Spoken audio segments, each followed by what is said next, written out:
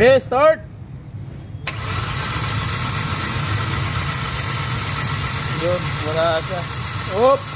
Misfire, walang kuryente, dependent coil. Problema ito. Okay, start. Okay. Check engine, nagbe-blink, walang power ng makina, tapos engine vibration, ang lakas. So kailangan undergo tayo ng engine scan para matumbok natin yung problema. So gamit natin yung kanyang Ansel X700 na engine scan, guys. Lumabas yung fault code is P0300, 301 tsaka 302. So misfire ang kanyang piston 1 tsaka piston 2.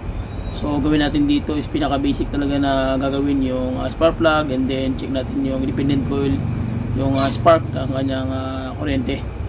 So dito tanggalin natin yung tanggalin na natin yung spark plug, guys. Magpapalit tayo ng spark plug, pati yung check natin yung independent coil. Pero sa ganitong mga issue, kailangan magpalit tayo ng tatawag na independent coil.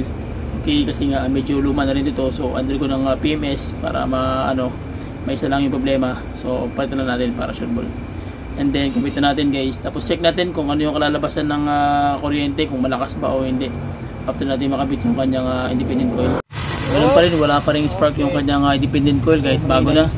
Okay, so okay naman yung kanyang injector supply na fuel, malakas naman. So may problema talaga yung kanyang ECM dito.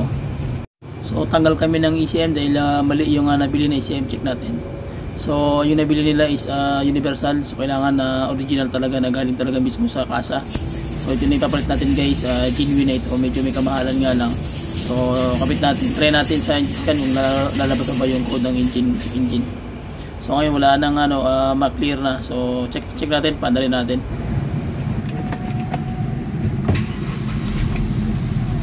Ayun, kusang nawala yung engine. Ayun, problema lang is yung fuel. So ayan na, sa akin to wala na siya vibrate. So okay, magpalang araw, guys. Another client naman tayo na Hyundai Accent 1.4 gasoline engine. Ang problema is ayaw mag spark ng kanyang piston 1 independent coil. So walang kuryente, guys. So samahan nyo sa basic pointers tutorials kung ano yung mga gagawin natin na tips and advice para ma-address natin yung concern ng may-ari. Okay, so tara, let's go. Okay, so makikita natin dito, guys, may check engine na lumalabas na indicator. So okay naman, umaanda naman ng makina. Yun nga lang, nangangatal at saka vibrate. Mararamdaman mo naman pag nasa loob ka. So ito yung gagawin natin na kailangan ma-address. Bakit siya merong check engine? So kailangan natin na undergo ng engine scan para matumbok talaga natin yung problema. So tara. Basic pointers pa rin, guys. Once na mag-undergo kayo ng diagnose, kailangan nyo talaga ng engine scan. Kasi ngayon kailangan talaga to. Kasi pag wala kayo nito, mahirap po maghula-hula, mas malaki yung gastos. So habang naglo-loading, guys, explain ko na sa inyo ng maiksi lang yung pag-diagnose na wala kayong engine scanner. Kasi kung wala kayong engine scanner, guys, ang nangyayari, uhulaan nyo lahat ng sensor o lahat ng testing na gawin nyo para lang malitik kung ano yung problema. Pero kung may scanner kayo, mabilis siyang malocate kung ano yung magiging issue. Okay, so ayun na, guys, sumabas na yung DTC, yung kanyang check engine. So merong tatlo. Okay, so ang gawin natin, check natin kung anong kalalabasan dito, bakit merong lumalabas na check engine sa indicator light ng kanyang dashboard. So makita natin P0300 tsaka P0301 at saka 302. So ibig sabihin ang P0300 nag-indicate po yan sa firing order na merong problema, either misfire siya o ano ba yung magiging cause ng problema ng misfire, either independent coil, spark plug, cross compression, and then ECM. So yan po yung nagiging naglalaro po dyan pag ganyan. So ito dalawa, P0301 tsaka 302. So ibig sabihin nag-misfire yung kanyang piston 1 tsaka 2. So yun ang problema nito, guys. Ang gawin natin dito is check natin muna yung buong system, bakit nagkakaroon ng misfire. Okay, so before pa yan, guys, another basic questions pa rin. So itong misfire, marami pong magiging cause nito. So once na nag-engine scan kayo, huwag nyo na pong i-delete. Okay, tulad ng ginagawang ibang mekaniko, dinidelete nila yan.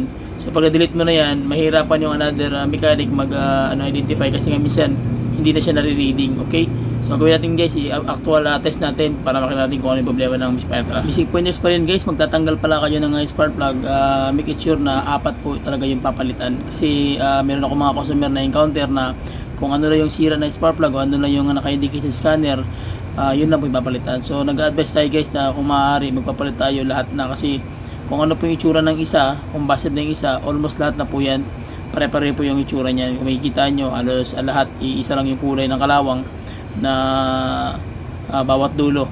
Okay, so may ganyan yung ceramic saka sa may ganyang tip, talagang same lang sila ng kulay. So ang ginagawa natin dito, kailangan natin magpalit ng mga bago. So huwag tayo magtipid guys, kasi mura lang naman yan kaysa naman masira yung makina natin. So mas malaki ang kalalabasan ng problema. So, yun dapat isalang-alang sa mga ganitong PMS, kasi po karamihan dito nagkakamali talaga yung mga unit owner na mag-design. So ang gawin natin guys, kapit natin itong spark plug. Kailangan na rin na palitan yung kanyang independent coil, kasi nga minsan lumalabas talaga yung P0300. So ang problema niyan is yung electrical system na electronic control ng kanyang independent coil. So kailangan na po rin yan palitan. Apat din po yan. So yan po yung pinaka PMS niyan, especially mula pag brand new, tapos ilang taon na, almost 10 years na. So kailangan mo lang magpalit ng independent coil para hindi masira kung ano man mga access na ibang mga problema sa ECM nya. Okay? Basic pointers pa rin, kailangan magpapalit po kayo ng mga brand, especially mga parts, internal, independent coil, electrical system. So doon po kayo sa semi genuine or genuine, either talagang galing sa kasa o yung talagang Japan, okay, na brand. Kasi pag once na nalagyan nyo po yan ng universal, although nakamura kayo, talagang mapapamamura kayo, kasi nga minsan nagkakaroon po ng short circuit yung kanyang electronic control dun mismo sa loob ng kanyang parts, especially sa mga electrical system o electronics, sensor o independent coil o ano ba man pwedeng magkaroon ng short circuit dun sa loob. So yun po nagiging problema guys. So after natin makabit guys, bago na rin independent coil pati yung spark plug. So check natin yung spark kung ano mangyari. So basic pointers pa rin guys, after natin magpalit ng spark plug tsaka yung kanyang independent coil. So ang gagawin natin dyan is mag-check tayo ng kanyang spark ng independent coil individually. So doon din makikita kung mayroon ba tayong problema pa na titingnan o ano bang pwede mangyari. Okay, start!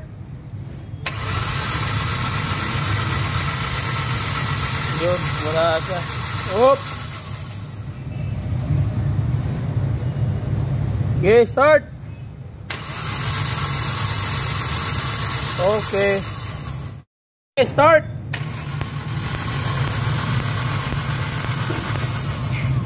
Oh, sige, start!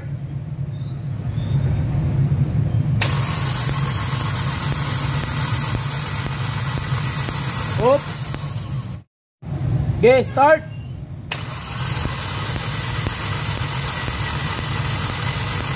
Oops! Okay.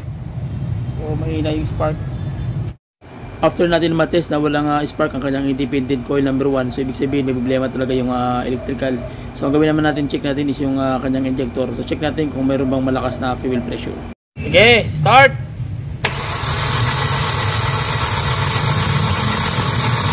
Oops! Start! Oops! Okay, malakas. So far okay naman yung kanyang fuel pressure, mataas, malakas yung pressure nito guys, maabot na ng mga 60-70 PSI. So ibig sabihin okay siya. So ang next natin gagawin is yung kanyang ECM. So dito tayo maglalaro ngayon guys sa ECM, kasi nga wala siyang spark ang kanyang impulsuman. Check natin yung ECM. Okay, so ang ECM na na-print nila sa universal, kaya hindi nagre-reading yung kanyang piston 1. So ang gawin natin dito sa magbibili tayo ng bago, papalitan natin ng brand new yung kanyang ECM. So check natin yung brand new na ikakabit natin. So Hyundai Accent kasi guys, basic pointers pa rin, magbibili kayo niyan. Ano po kasi mostly meron po yung tinatawag na 4 na IC sa loob. So yun po yung nagiging weakness ng ECM ng Accent. Madali po siyang nasusunog after mga 10 years of age mula pag brand new. So yun po yung nagiging mostly na nagiging sakit ng Accent.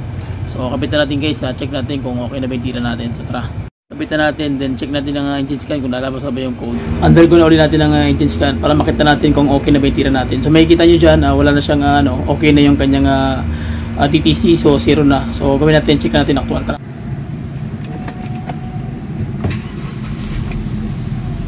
Ayun, kusang nawala yung check engine. Ayun, level lang yung fuel. Ayan, nawala na yung check engine guys. Ayan. So, painitin na natin. So, ayan na. Sa akin to. Wala na siya vibrate. So, okay na. Ipit na eh. Okay na. Ay, yung spark plug na kita talaga. Okay. Okay, good. Medyo kalmada na siya, oh. Ayun. So, ito. Double check na lang sa ano niya. Okay. Okay na, nanalo. Hindi lang makayo. Ito tayo lugawan. Tao ba wala? Tirador, oh. Dating Ramos. So yun lang guys, maraming salamat sa ating mga followers, subscribers sa ating YouTube channel sa Carsing TV. So kung may mga tanungan po kayo, pwede kayo mag-comment sa comment section at sisigabin ko ma-replyan ko po anumang oras o anumang araw. So okay, please subscribe to the YouTube channel. Bye bye, share my video, bye bye and God bless. See you.